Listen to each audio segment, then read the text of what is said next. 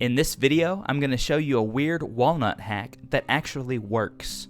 If you have small surface scratches on your hardwood floors or wood furniture that are irritating you, or they've just become an eyesore, the fix may just be hiding in your pantry, camouflaging itself as your favorite midnight snack.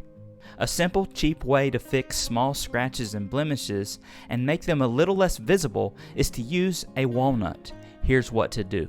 Grab a walnut, and if it's still in the shell, crack it, pull it out, and rub the walnut back and forth over the scratch. I'm working with an oak wood dresser here, and as you're rubbing your finger over the blemish, you will notice it will start to clear up. The way this works is the walnut forms a layer over the blemish, filling it in and darkening the affected area because it's absorbing the oils the mushed walnut is creating. And as you rub your finger over the wood back and forth, it is warming the wood, making it easier for the wood to absorb that oil, and as a result, it will start to look a whole lot better, and in some cases, as good as new.